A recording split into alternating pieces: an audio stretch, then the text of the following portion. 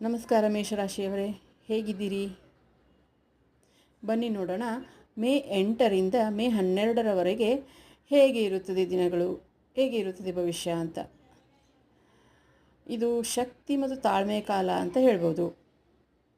ನೀವು ಆತ್ಮವಿಶ್ವಾಸದಿಂದ ಕೂಡಿದ ಶಕ್ತಿಯುತ ಸಮಯವನ್ನು ಅನುಭವಿಸಲಿದ್ದೀರಿ. ಮಂಗಳವಾರದಿಂದ ಇದು ಆಲ್ರೆಡಿ ಶುಭಾರಂಭವಾಗಿದೆ. ಹೊಸ ಕಾರ್ಯಗಳಲ್ಲಿ ಯಶಸ್ಸು ಸಿಗುವ ಸಾಧ್ಯತೆಗಳು ಇದೆ ಮತ್ತು ಹಣಕಾಸಿನಲ್ಲಿ ಜಾಗರೂಕತೆ ಅಗತ್ಯವಾಗಿರಬೇಕಾಗಬಹುದು. ಗುರುವಾರ ಆಧ್ಯಾತ್ಮಿಕ ಶಾಂತಿ ದೊರೆಯುವ ಸೂಚನೆ ಇದೆ. ಆದರೆ ಶುಕ್ರವಾರ ಮಾತಿನಲ್ಲಿ ತಾಳ್ಮೆ ಇರುವುದು ಮತ್ತು ಬೇಡವಾದ ಸಮಸ್ಯೆಗಳಿಂದ ದೂರ ಇರುವುದು ಬಹಳ ಒಳ್ಳೆಯದು.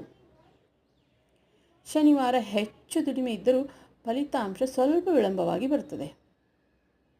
ಭಾನುವಾರ ವೈಯಕ್ತಿಕ ಸಂಬಂಧಗಳು ಗಟ್ಟಿಯಾಗುವ ಸಮಯವಾಗಿದ್ದು ಹೆಚ್ಚು ಕಾಲ ಕುಟುಂಬದವರೊಂದಿಗೆ ಕಳೆಯುವುದು ಒಳ್ಳೆಯದು. ಮತ್ತು ಸೋಮವಾರ ಆರ್ಥಿಕ ಸ್ಥಿತಿ ಉತ್ತಮವಾದರೂ ಆರೋಗ್ಯದತ್ತ ಗಮನ ಕೊಡಬೇಕು.